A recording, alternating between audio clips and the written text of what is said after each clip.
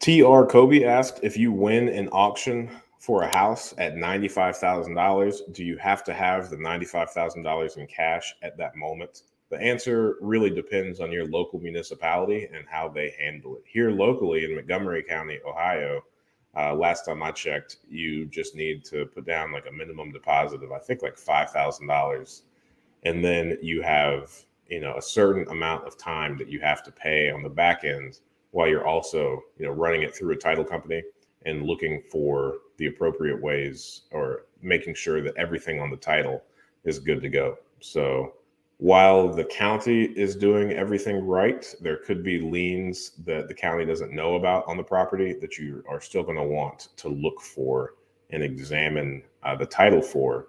So that way you don't win something at a bid and then later learn that there's another lien or claim to your property that you're going to have to figure out how to pay for. So this is one of the main reasons that I think people that have these like how to invest in real estate courses kind of really lose me, is this that so much about real estate is like a local market and local thing. Like, sure, there are some general things that we can talk about, but each market is its own entity. It's its own kind of puzzle to put all the pieces together.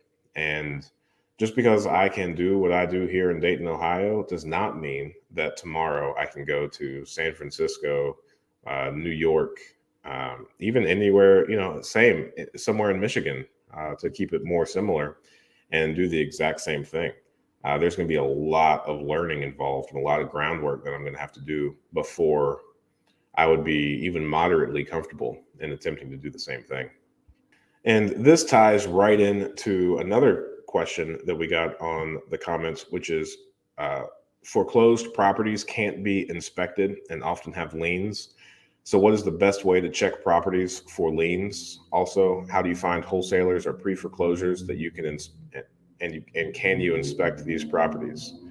So you're right, foreclosed properties cannot be inspected and oftentimes have liens. So I would say the best kind of process to do is look at the properties best you can from the outside prior to placing the bid, and do as much due diligence on the properties that are on the auction list before the auction as you possibly can. So look around the outside, drive by it, see what kind of condition the outside is in, and then I would just kind of keep a high budget for potential interior issues that might be around.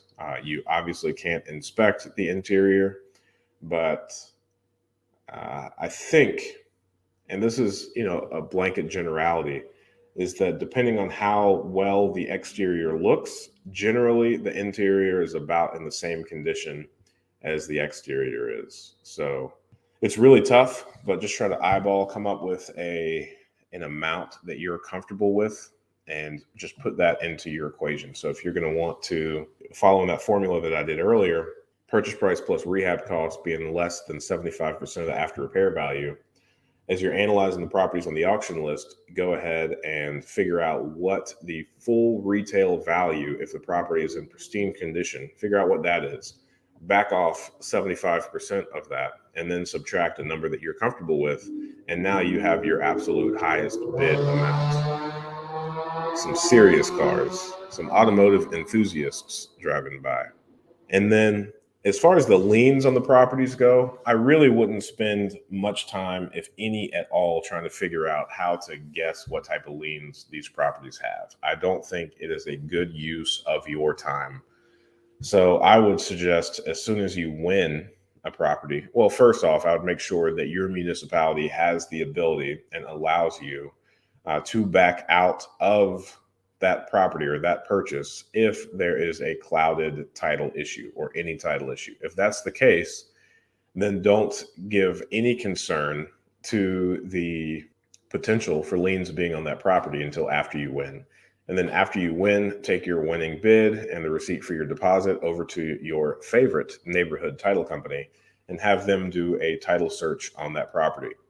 And they have the ability to give you title insurance on properties that you win from foreclosures. So that will protect you from any liens that they potentially missed when you buy that title insurance.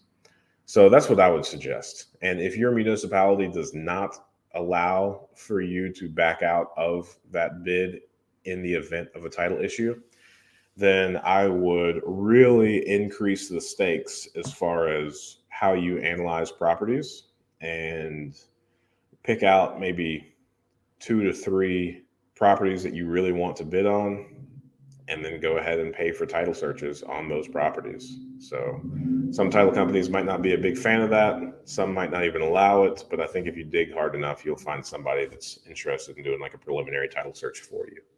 And that would be pretty solid. I do not think, even though it is possible with technology, to do kind of pseudo preliminary title searches yourself. I wouldn't spend too much time doing that because that is going to take away from your ability to process the deals that are coming your way. Thanks for watching that clip. I thought that was a good question.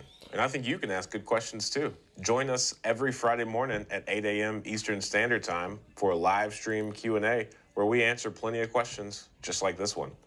In the meantime, consider subscribing to the channel if you want more of this content. And if you want to increase your deal flow, analyze properties better, and help me feed my family, click the link below for a free 7-day trial of PropStream.